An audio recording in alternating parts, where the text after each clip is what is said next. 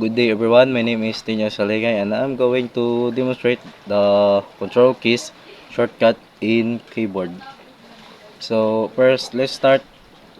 Control A for all select, Control B for bold, Control C for copy, Control D for duplicate, Control E for alignment center side, Control F for find, Control G for group and go to, Control H for replace, Control I for italic, Control J for justify, Control K for hyperlink, Control L for alignment left side, and Control M for slide.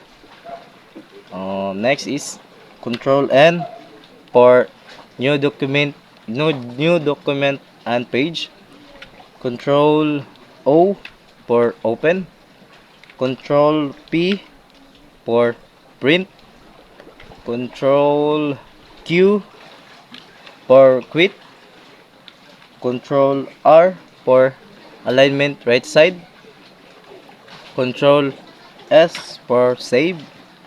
Control T for new tab. Control U for underline. Control B for paste. Control W for close the window. Control X for cut.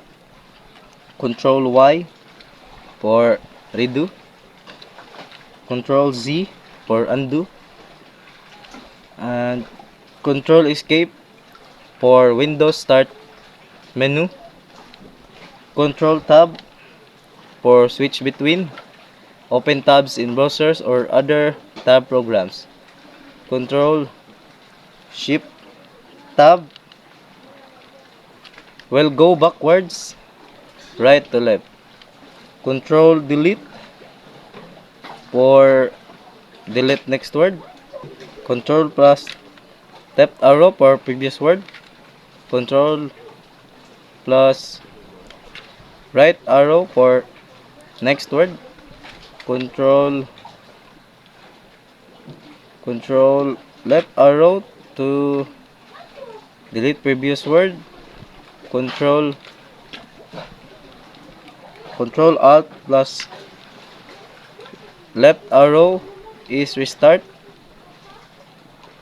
Control Alt up arrow for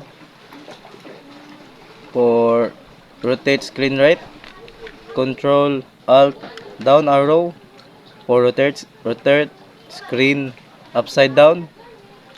Control Alt left arrow for rotate screen left.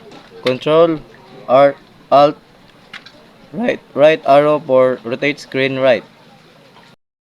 And those are the control keys shortcuts in keyboard. Thank you.